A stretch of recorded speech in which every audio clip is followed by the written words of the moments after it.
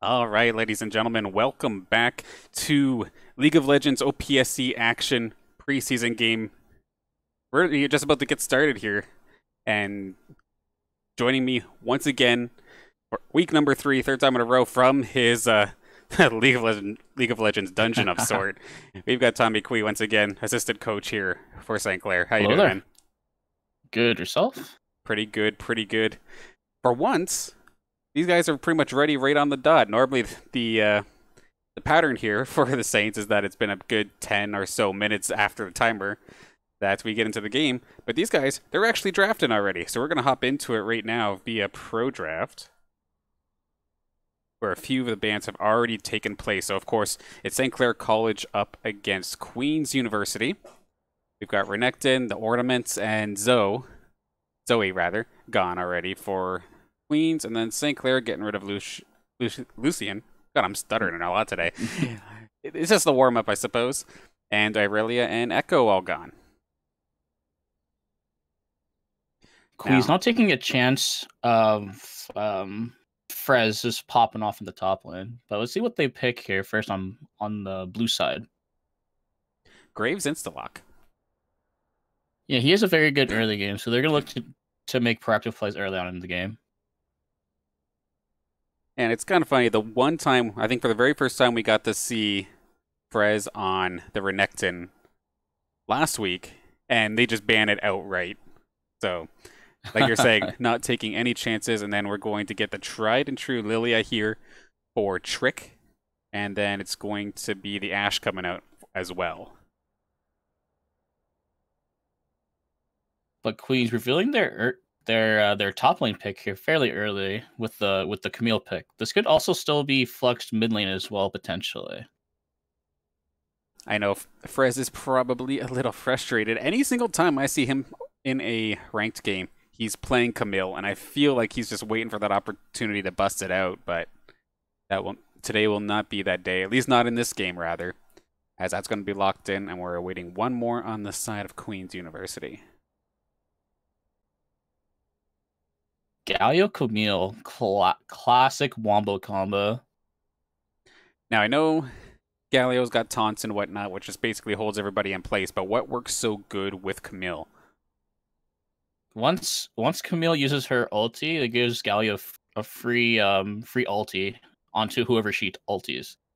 Okay. But Frez looking to opt in for the Shen pick into the Camille. So let's see how he'll deal with that later on in the game. I mean, I wish I could say I was surprised to see it, but I mean, other than that one Renekton game, it's been all Shen here for Frez.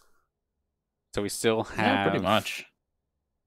Yule's mid laner still not revealed, as well as a support pick, which usually by default this year has been Nautilus. But we'll have to see if they try something different down in that bot lane. But it looks like Queens are looking to target Yule's champion pool since they have the Galio mid already. Yeah, we did see, I believe, one Syndra game, and then we're going to see Ezreal get picked down as well. So, two of the rather comfortable 80 carries here in the meta that we've seen so far. The only one, I believe, still up on the board would be Senna, which I would not be surprised to see. And Rakan getting taken off the board here for Queens as well. The Bard. Interesting. It's because Morgana is still up, and Bard is a pretty good counter to Morgana as well with his passive auto attacks. Okay.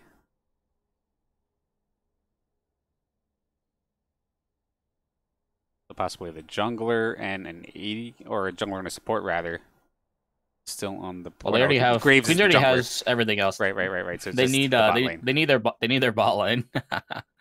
Gosh, back in the days when Graves was actually an 80 carry, you know what I mean? Oh no, when his auto attacks used to not be shotgun shells and exactly. be on ammo system. True. This might be a first here this season. Sivir getting brought out onto the playing field for the first time this season. The last time I saw a Sivir was when the Stampede comp was a thing, with Skarner in the jungle. I mean, this could be kind of what? No, that's not a thing. That can't be a thing. No. Didn't think so. It is going to be the Corki, which is probably a mid lane Corki, if I were to guess. Yes. So St. Clair pulling out double ADC comp. So we'll likely see them prioritizing sieging with the Corki missiles. Yeah, so this is a little bit interesting, taking a look. Queens, like you said, like the whole Stampede comp, but I mean, you've got the big old tidal wave coming out from Nami, Sivir popping the ulti, and then Galio, Camille just diving in, and Graves cleaning up as well. That could be kind of scary. A little bit of a rush of sorts. But outside of the Camille Galio, Queens doesn't really have a lot of CC compared to St. Clair. Fair enough. Interestingly enough, fun fact about Lilia, thanks to Donghwap's newest video today. In Korea, Lilia has I think a 90-something% ban rate. Holy moly. Just because of how good she is in setting up team fights. I mean, so it's the sleep, right? That sleep's kind of difficult to deal with. Yeah, it's because of the AP jungle item and the ball that she throws. Because if she lands it and the echoes will proc, it'll proc her passive onto at least or guaranteed 3 targets. Ooh. So she has the potential to sleep 3 targets without even being near them. Yeah, it's crazy. Having such a long range engage can be absolutely devastating. Stop a team fight before it even really happens. And of course, from Pro Draft, we move on forward to the actual client, and then it'll be almost game time here. This will just kind of confirm who's playing what. However, I don't think there was too many that could flex. This kind of confuses me, though. That's going to be a do-over. Yep. Whoopsie. That was a ban. Probably a misclick of some sort. Yeah, so we'll throw it back to us for a second. So we did see what the teams are basically going to be. We'll confirm once again who's playing what. But yeah, like I was saying, there wasn't necessarily anyone that we were thinking that could have flexed to a different lane, unless we're completely caught off guard and surprised. But a little bit of a rushdown comp on the side of Queen's University. St. Clair with a pretty tried and true standard St. Clair composition, if I do say so myself. If you've been watching us. Classic Wombo combo. Yeah, the Wombo combo. We've seen it basically the last 2 weeks for sure. And then looking at the teams themselves, one thing I just found kind of funny, I was going through some of the notes today, and I didn't realize for the League of Legends team, everybody for the most part is all in the esports program at St. Clair College, which is kind of funny. And then the only exception is Lazi, who is Protection, Security, and Investigations, PSI, right? Last time I checked, that's what he was in. Yeah, so a lot of people get the wrong idea that like the varsity team and everything was specifically for esports students. No, we've had some, like, it's for anybody at the college. I mean, we've had culinarians, myself included. What did you take again? Remind me. I took accounting. Accounting. Yeah, we have a lot of networkers. There's even you culinarians, I think. I didn't say that already. I think Ape was Ape was hospitality. Yeah, so I think. Absolutely open to everybody, and it's fantastic. But it's just kind of funny that 4 of the 5 of the 6, if I include Barnacle Boy in the sub position, 5 of them are all esports students, and then Lassie, our officer in training in PSI. Okay, double checking here with the draft and whatnot, and yeah, it's pretty much exactly what we were expecting. We're going to see Frez on the Shen once again. We got Trick playing Leah. Yule for the first time this season, we're going to see him on the Corki. Lazzy on Ashe for probably the 2nd or 3rd time this season. I can't quite remember, but I do feel like we've seen it before. The Miensfo is going to be picking up the Bard. But hey, everyone's favorite roamer. It's weird. Chimes. I know I've said it before, but it's just absolutely weird seeing Bard actually being good. I I think he's always just been good just because of his ulti and his roam potential. I mean, high impact, but is it going to be high impact to benefit or against your team? That's always the question. We've seen many a player make misplays with the ultimate before, but I guess the power of stopping time for somebody is kind of a crazy power, if I do say so myself. Then on the side of Queen's University, we got Tanksys up in the top lane playing Camille. Played Nini. On the Graves in the jungle. Just call him Nini, I guess. Nini. That's a problem, though. I'm going to be calling my cat if I do that constantly. Nini! Oh, no. Oh, gosh. So call him Played? I think that's the other alternative. Just to see how Played. Just to see how bad I could trip out my cat. It's going to be Nini here today. And then Triple Valiard in the mid lane on Galio. Wilson playing Sivir down the bot lane alongside Almarulia? Yeah, I think that's it. Almarulia. On the Nami. All right, as delay happens, throw it back to us for a moment. So, in terms of, say, like scaling, how do you feel like these two teams are going to work in regards, like, as the game goes on? Is there any of these teams that, or on either side, that need to get it done quick? They need to not let it get to late game, or are they both kind of even, or is there an obvious, like, super scaler that we're looking here? Once it gets to late game, it's going to be a bad time for someone. Well, Queens has super scaling with Camille, but as the game goes on, they might fall off due to the lack of CC that they do not have. Yeah, they're basically... It feels like this is going to be a Zergresh composition if I were to guess. Like, just never mind CC, just throw bodies at it and hope it works. Yeah. I mean, you're kind of relying on Galio, you're kind of relying on Nami to land their CCs. And like you're saying, it's kind of few. So if they go in and then they just miss everything, then uh-oh. Speaking of Nini, I'm not sure if you guys can hear the cat in the background. Sorry about that. The glories of home casting. But you also can't count out the Sivir as well. She has surprisingly good amount of AoE damage with her boomerangs. Mm-hmm. So if she gets like 400 CS, she gets like 4 or 5 items, then it's just game over. If St. Clair clump up enough for Sivir to do her damage. The amount of times that I've been just flustered, even just laning against a Sivir, where I'm silly enough to eat a boomerang before it hits any minions or something like that. It's like, oh, there goes half my HP bar. This lane is wrecked. Yikes. I better be careful. But yeah, even, of course, they clump up and they do happen to get caught out by some sort of CC. You could just line them up. That'd be a good chunk of damage to start off a team fight. Yeah, but how far are we on the timer for before we get into game? Yeah, we're still waiting on 30 seconds here before we do get into the loading screen, get into the game. But very quick before we do get started, just want to give a big thank you to the sponsors who make this all possible. Of course, it's going to be St. Clair College, St. Clair SRC, the Alumni Association, Zuckelman School of Business and Information Technology, PC Outlet, and new to the docket, Tim Hortons. Welcome. And just that's a new one. Yep, brand new as of this week, actually. So the coffee fiend and myself is extremely happy, to say the least. Does that mean free coffee? That's a conversation for another day, but we shall see one day. All right, loading in.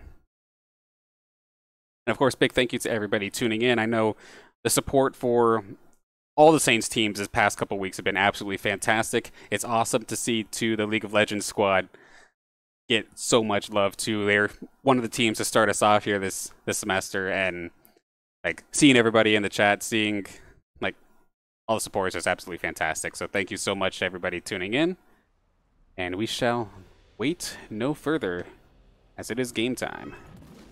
Okay. I thought your mic died for a second there, Daniel. Nope, just to you as I fumble with stuff. Don't mind me. Getting into game here, it looks like the Galio opted to take the Predator instead of Aftershock this game.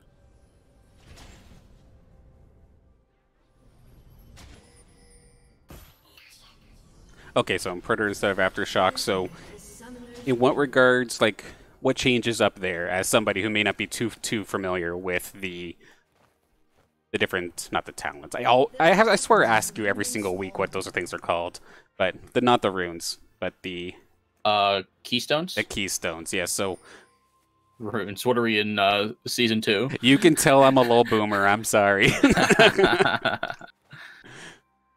Yeah. So what does Galio taking that keystone change in this lane compared to what he would normally do? It enables him to be more active on the map. It gives him a bunch more movement speed than he would usually have. Gotcha. But he sacrifices a lot of his tankiness that he gets from Aftershock when he procs it. Assassin Galio. So with that being said, Trick might look to abuse the Galio mid early on, but it looks like St. Clair is gonna do a Raptor cheese for the Lilia. And it looks like Trick missed the ward in the bush. No, did he get it? Looks like he got it though. Mm-hmm. I mean, like most of St. Clair going down towards center, we've seen them do pretty well in level 1 engagements in the past. Some games straight up essentially getting a massive lead before like the 2-minute mark even happens. We've seen like double kills and stuff earlier in the preseason. But they're going to manage to steal a red out of this. Graves, of course, starting on the opposite side of his jungle, so he's not going to know for a while. Interesting that the Graves chose to start on his top side instead of his red. Ooh. Maybe he's looking to... He probably thought that Trick started at his own red and wanted to match pathing to go towards bot. Right, he's going to be in for quite the disappointment as he goes to his red buff later on. And this bot lane was getting pretty beat up here on the side of Queens. It was Emulia taking a lot of damage. And Saint's going to get level 2 first to continue some of the harassment down bot. Looks like the Graves knows what's up now, as he now knows that his red has been taken. Mm-hmm. So now he might look to either path towards Trick's blue or even look for a gank mid lane, since he did clear all of his camp's topside. And it looks like he's going to be looking for an invade here onto Trick. This feels kind of brave, actually, here. I don't know how this is going to end up right now. Trick is going to be taking a ton of harassment. Might not go down just yet. Did manage to get... Oh, no, that was Graves who got the... No, that was his first buff that he got. So, Trick still manages to get it. Yule coming in for the assist, but at the same time, Triple Vanguard right there. But now we've got ourselves a 4v2 engage. Galio getting a ton of hurt. However, he did manage to get Trick in the taunt. They're going to trade it 1-for-1. However, Nini is running for his life. He's going to smite the Gromp just to try and get a little bit of extra HP, and it might allow them to get themselves the 1v1. Yule kind of in a bit of a rough spot. However, Mansfeld going to be able to take one. The flash gets the stun. Can they secure one more kill here? Lassie does manage to pick that up, but Galio is back once again. Triple Vanguard with the taunt, going to get it right on to Mansfu. Going to trade one out once again. So back and forth engagement here over that blue buff on the St. Clair side.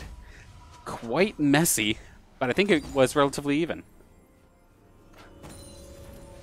Well, that was certainly very sloppy, but I think it favors St.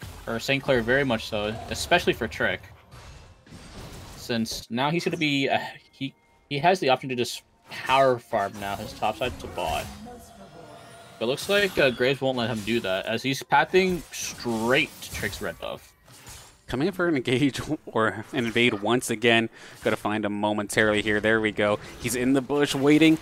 Oh, he doesn't know. Yeah, that didn't actually reveal him, right? Okay, bops him halfway through. Triple Vanguard once again coming in. He's flashing in to try and get the taunt. He is going to be able to secure that. Trick running for his life. But one more shot could basically do the trick. Frey's going to try and cut off the reinforcements here from Tanxus. However, possibly putting himself into danger. The flash away is going to keep him safe. And some of the members on the side of Queens were pretty hurt. So they're not going to opt with the tower dive.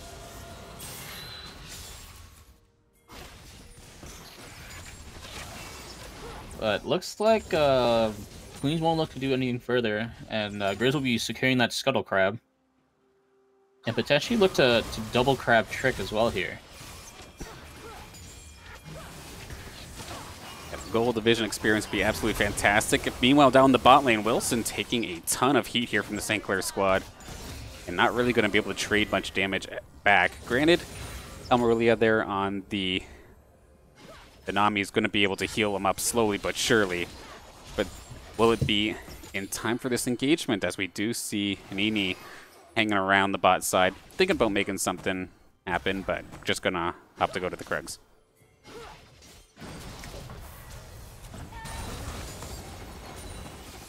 But it looks like both top laners. Oh. Okay, so the engage happens, but at the same time, a good shot there from Amarulia to stop Lazzy, putting the stun on him, catching him in the bubble. So that engage could not go as strong as they were hoping for. Will we possibly see a re-engage in this bot side? Nope, just going to see Trick slow them down a little bit so that everybody can get out alive. Nini could look for a potential dragon take here, since he just saw Trick with under half HP. Yeah, Smite's available. He very well could give it a shot. Not going to happen just yet. Frez hitting level 6 first, and this is actually a bit of a beating I'm seeing Frez do here. Tanks is going to be able to trade a little bit back, but dang, he's below half and kind of hurting from the Shen. Well, it's a little more difficult for Camille to do damage since Frez, on his first reset, opted to buy the Ninja Tabbies instead of anything else.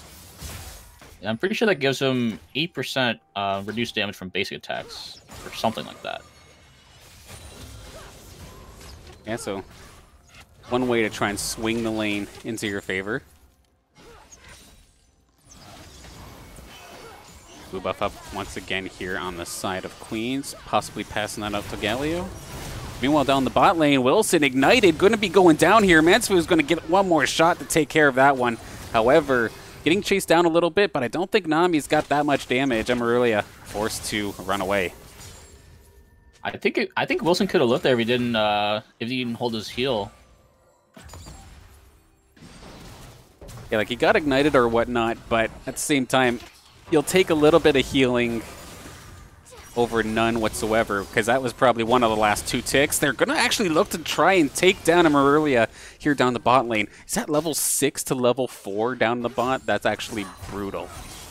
That's level between the 2 ADCs. Okay, now it's 6 to 5, I see, but Amarulia was definitely behind for a little bit there.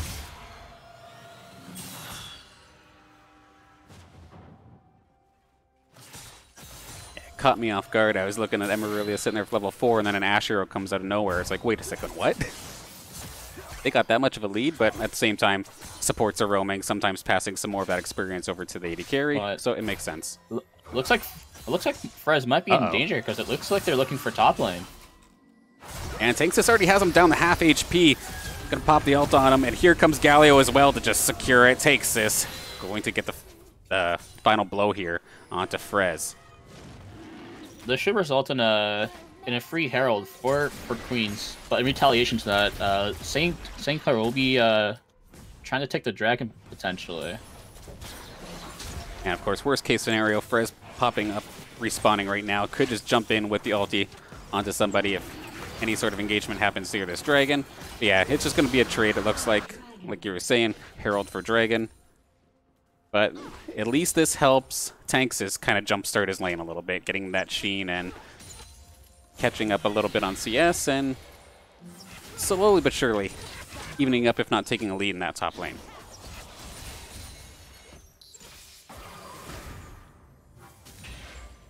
If I'm correct, I don't think I saw Triple Valued use Predator in that gank top lane.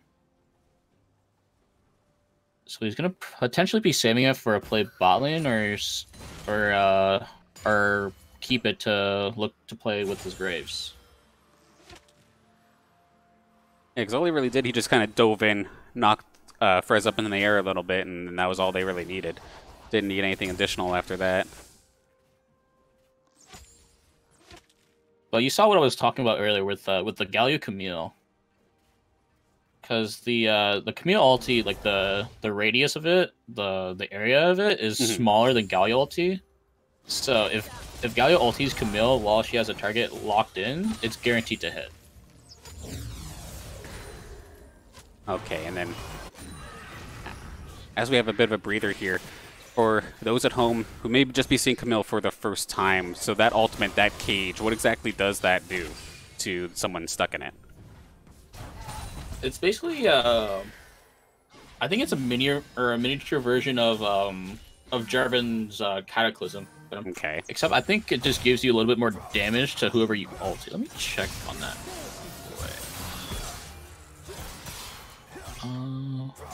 These two in the top just constantly back and forth. But it's looking a little bit more even now. There's actually the ult once again. Here comes Nini trying to cover Tanxis as he nearly got low. But Tanxis jumping off the wall and going to secure the kill onto Frez. Second time here. Frez getting taken down by the gank. And that top turret might be in trouble. Looks like the Queen's is gonna opt to take some plates first before putting down the Herald to secure more gold out of Shelly, or whatever her name is. I think you're right. And yeah, they're going to bring the Herald out right now. And down bot, looks like St. Clair going to try and push or put the pressure on the lane that they already know is kind of winning. We do see Trick hovering around that bot turret. However, it does appear that Queen's University, the players down here, are aware of it. They're just going to back up, probably sacrifice a couple plates, but better than losing their lives and then losing some plates anyway. But that top turret, again, just getting absolutely wrecked from Queens. Yeah, they're heavily focusing all their players towards top side because the Shen keeps pushing. Oh my goodness, that's going to force the flash. However, most of the burst damage from Queens was already done. They're going to try and trade this back, however. Trick with the boop, going to try and get something started. However, battling a little bit close to turret, almost getting taken out, going to try and sneak away. And then Nini going to get sniped. The big one. The big one coming in clutch there from Yule, securing that kill on the last shot. But yeah, Camille ulti gives you bonus percentage health damage as magic damage. Gotcha. Which can be very useful against tanks such as Shen. Oh yeah, he's building armor, so it doesn't matter. So you're still going to get poked, right? He'll eventually build. I think he'll eventually build that TM into a Titanic Hydra, which does give him HP. Okay. I think that's what taking a little bit of harassment. Lassie getting a little bit eager. Oh, that's going to be spell shielded right now. Queen's just completely outplayed this bot fight. However, teleport's going to be coming in. That's a lot of resources burned from St. Clair with no avail. And Queen's down bot. Sure, they might have fallen behind a little bit, but those were some solid plays, especially from Wilson. Of course, that spell shield does not care about that Ash Arrow. St. Clair might look to concede the second Drake here because Lassie has to reset here. So, but I don't know if he'll be able to come back in time for the Drake when it spawns. They're hovering around it. They're thinking about it. That cooldown on the Crystal Arrow about halfway done. But if they can manage to find themselves a pick before it even gets started, that would be huge. Yule going to secure his second in the game, taking down Triple Valued. So that Dragon opportunity now is going to be delayed here for Queens. We got the 5v4 advantage for St. Clair. St. Clair still has to be careful because Gallia still has his TP up as well as his ulti. That is very true, but a nice gank here from Yule. Going to try and take out Emerelia. Is going to be successful. Take the magical journey. Try to put some additional pressure here onto Wilson. Keep him stuck there while the rest of the St. Clair squad are taking care of Dragon. However, Nini is right there if St. Clair do manage to whiff the smite. But does not matter. Yule going to secure that. And now the reset for a moment. Possibly look towards mid. But good overall here for St. Clair. In this game, we get the Ocean Rift. So a lot of health regen for whoever manages to secure the Ocean Soul this game. For sure, and Yule once again getting pressured here in the mid lane, down to about half HP under his turret, and here comes Tanxis to secure that, and that's some shutdown gold going over to Tanxis on the Camille. Nini almost misplayed that, firing his collateral damage backwards into the tower instead of at Yule, almost resulting in him dying if he took one more tower shot. Hey, they got the shutdown. Nobody else got taken out calculated, right? Definitely intentional. It was a warning shot. It was all planned. Exactly. It looks like Nini's gonna have priority over the river for the time being. Yep, all sorts of vision now in the river. Nobody going to be able to take a shortcut through there and sneak up. However, speaking of getting snuck up on, Frez has to be careful. He's going to get jumped on. Tanxus and Nini right there, and we do have Galio jumping in as well. Frez, you are not long for this world, my friend. And he is gone. Nini going to secure another one. But Trick with the sleep. The arrow coming in as well, but it's going to land onto Triple Valor. Oh my goodness, but that was pretty sick. That got 2 of them at least. And now Nini running for his life while Lassie cleans up the Galio. Mansfield right as we transition here, picking it off just barely. And this is actually a pretty close one. Tanxus gets greedy for it, and he's going to be going down, giving that gold over to Lassie. This should result in St. Clair getting that Herald for free. Meanwhile, St. Clair's bot lane is opting to push in the whip and potentially get that tower.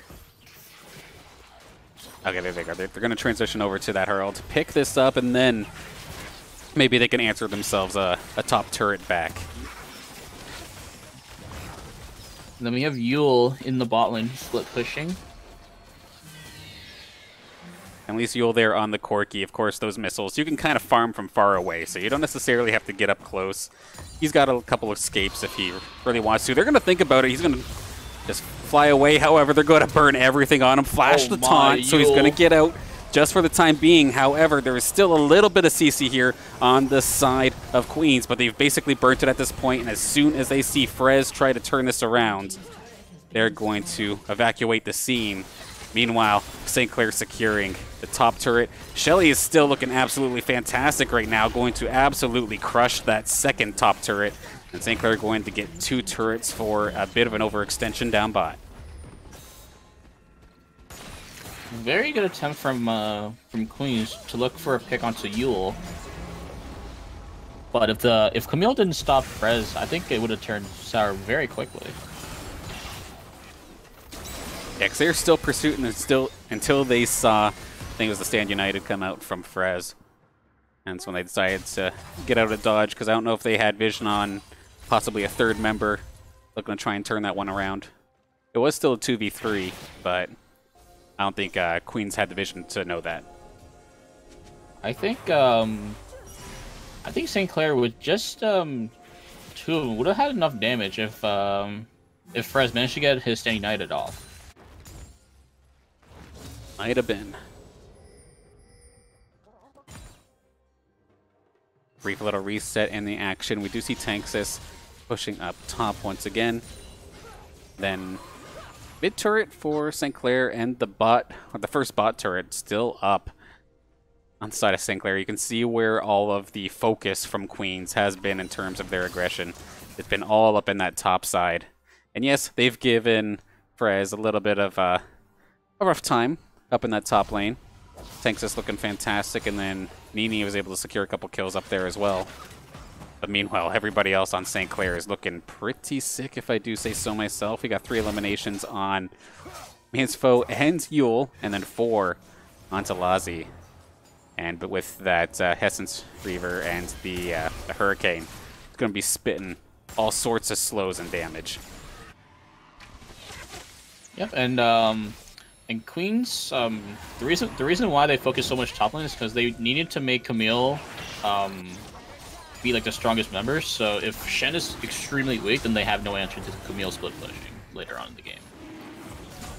Very true. Nini jumps in and is going to secure that Ocean Drake. However, St. Clair might be able to turn this into a fight. It's a little bit awkward though. Lassie was a little bit out of position. Frez going to be teleporting in, taking care of Nini. The ult comes in. It's only going to hit Trick, but Tanxus is actually a bit out of position as well. Tanxus is going to go down, and Trick is going to be saved from the Stand United by Frez. A 5 or a 0 for 3 in favor of St. Clair, and now they're looking on towards Baron potentially.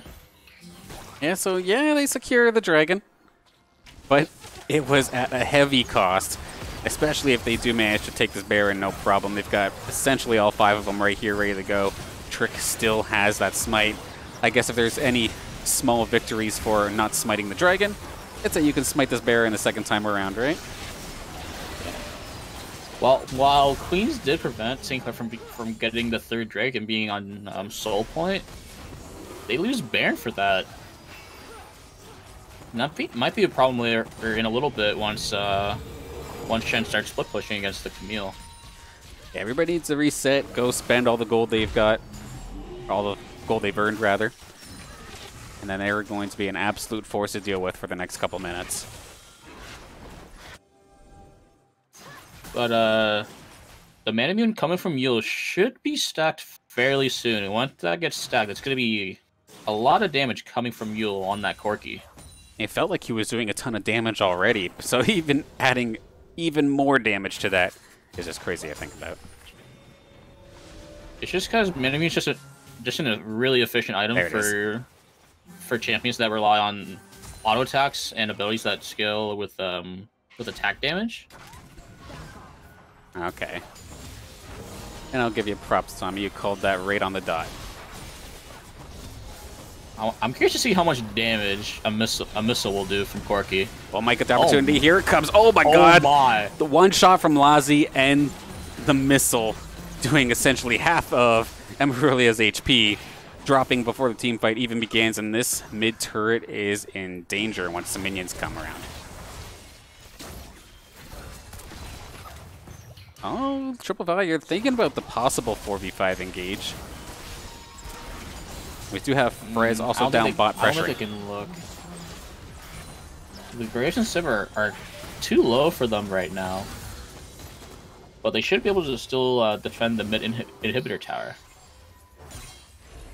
I have to run back for a second, but this is quite the wave down here in the bot lane. This bot turret is not long for this world unless they want to jump on with a Galio taunt and try to get this thing started.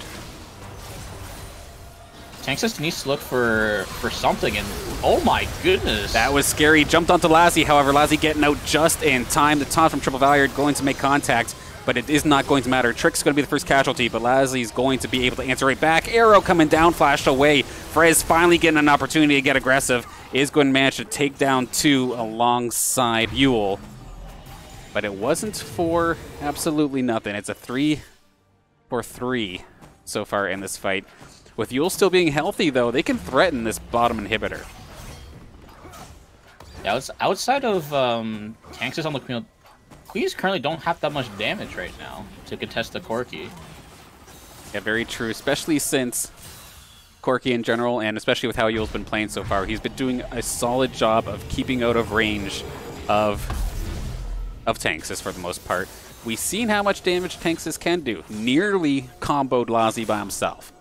But just not quite enough, and if St. Clair can land a taunt or a sleep or a stun or something, some sort of CC onto Tanxus, then the main threat of the entire team's gone. But Yule picking up a BFR on that Corki, I'm pretty sure that's going to be an Infinity Edge. Add a little crit to the build, why not? I mean, if he crits with those items with a 50% chance, he's going to two-shot somebody. I was going to say, is this just how you blow up the support instantly? Poor Emerilia.